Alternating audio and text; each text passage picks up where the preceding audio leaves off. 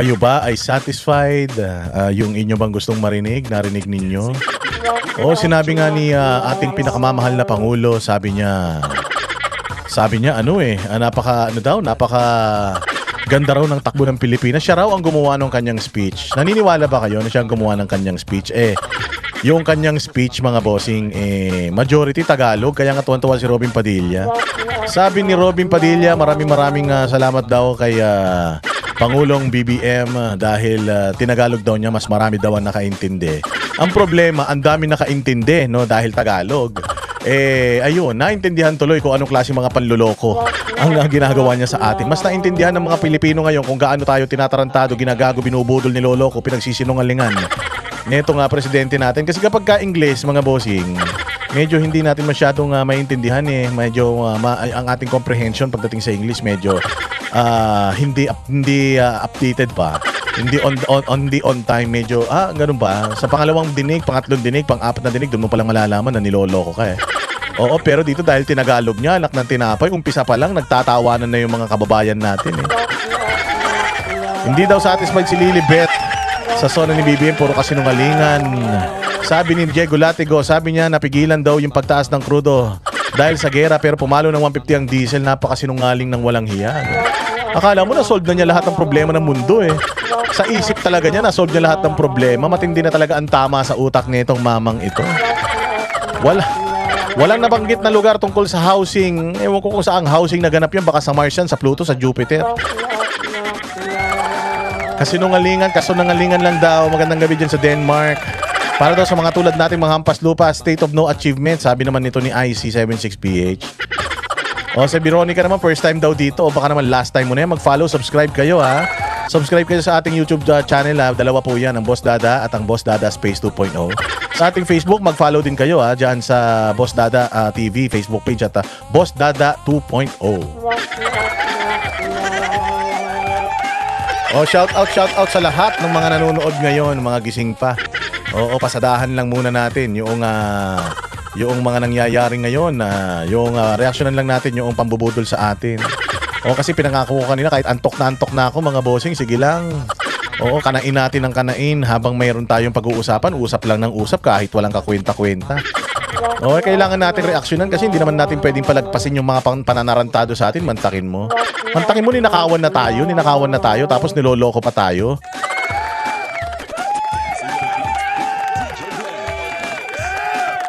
May nagtatanong ng GCash natin maraming salamat sa inyo. Ipipin ko na dyan para hindi na kayo magtanong yan yung ating GCash. Huwag kayo magkakamali dyan nyo lang isin.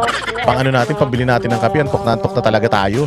Anong oras na ba rito sa Pilipinas? Alas 2:30 na dito sa Pilipinas. Pero gising pa rin ang diwa natin. Sige lang.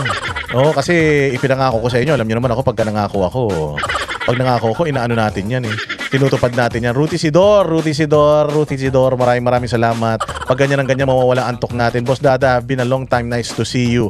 May may mga ganyan pang pampalubag loob. Maraming salamat, Ruti Sidor. Na-miss din kita. Magaan ang loob ko sa'yo. Pagka ganyan gumagaan ang loob ko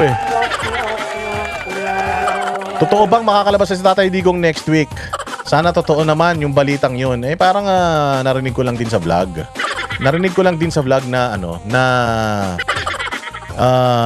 Yung meron daw yatang na-approve na isang petisyon ni Attorney Kaufman. Yung attorney pa niya si Kaufman. Iba na kasi abogado ngayon ni PRD sabi meron daw na-approve na petition. Hindi ko alam kung ano yung petition na yun pero napag-usapan, pagka alam ko na yung impormasyon, sasabihin ko sa inyo. Hindi ako sure tungkol dyan kung mapapauwi si Pangulong Duterte. Pero ang alam ko, nagkakaroon ng haka-haka. Oy, Emski, ano yan? Mali. Emien Z13. Sige, maraming salamat sa'yo. Mabuhay ka. Interim release. Hindi yata interim release hindi ako sure kasi hindi ko pa siya alam niyo naman ako, pag di ako sigurado hindi ko ikakalat yan Kaya nga hindi ko pinopost kasi hindi ako masyadong updated tungkol dyan. Alam niyo naman, ayoko nang basta-basta nakikinig lang. Gusto ko alam ko talaga yung balita wala pa naman. Hindi ko pa rin naman natatanong sa aking kumpadre na si Baste kung totoo yan. Pero kung totoo man yan, magandang balita yan, hindi ba? Magandang pag-asa yan. Ako naman, ayaw ko magbigay din ng false hope.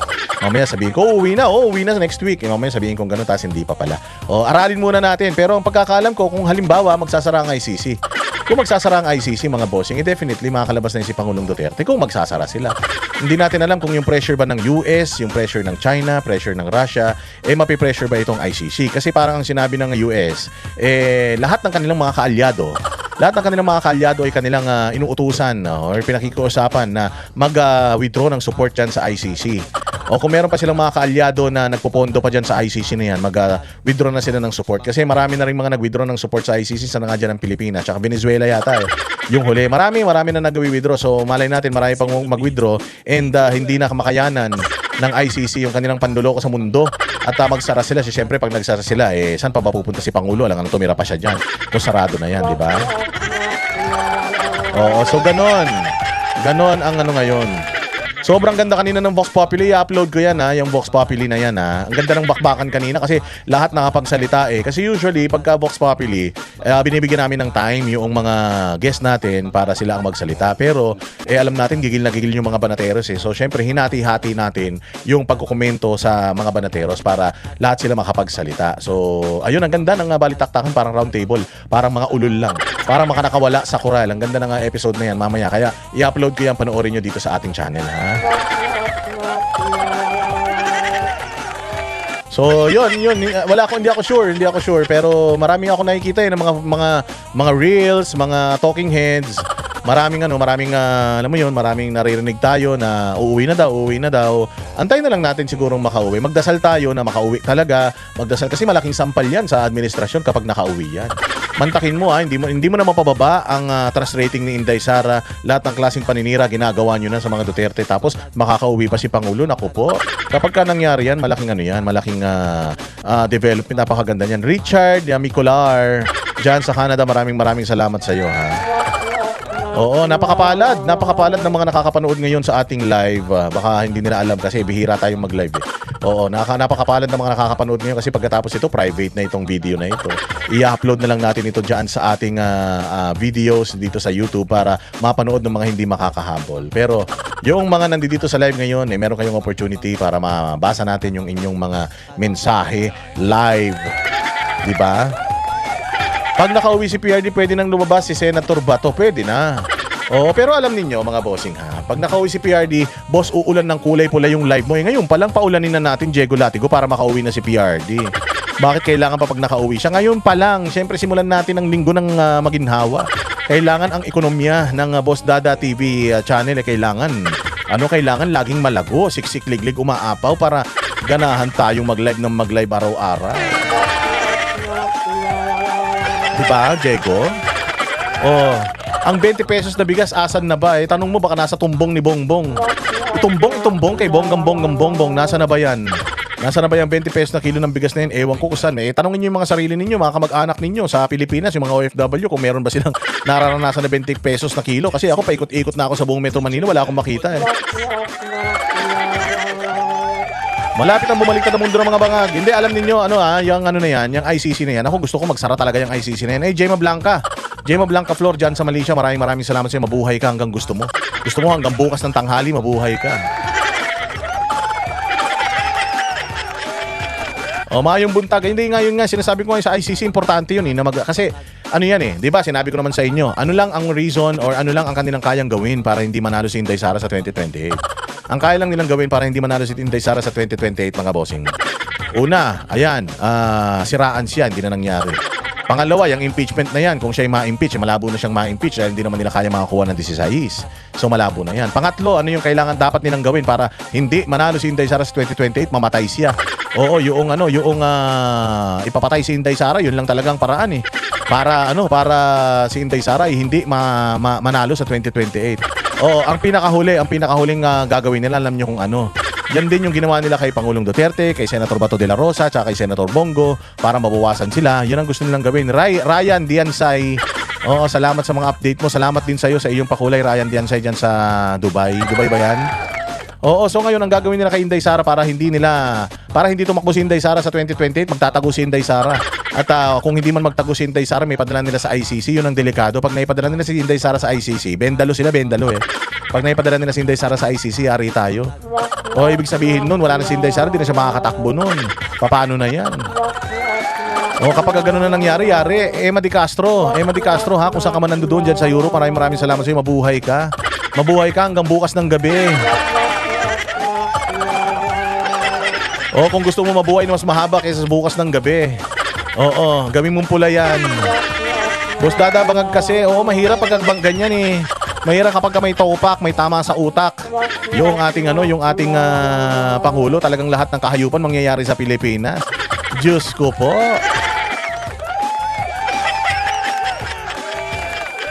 Oh, hindi ba? Kaya yan, ako, gusto ko yan, magsara talaga ICC dahil yan ang weapon niya ng mga komunista eh. Weapon niya ng mga terorista sa Pilipinas, weapon niya ng mga makakaliwa, tsaka ng mga mahilig sa mga magtanggol sa mga adik. Oh, yung ICC. Kaya kailangan talaga magsara na yung ICC na yan eh. Demonyo yung ICC na yan. Namimera lang yung ICC na yan sa mga bansa eh.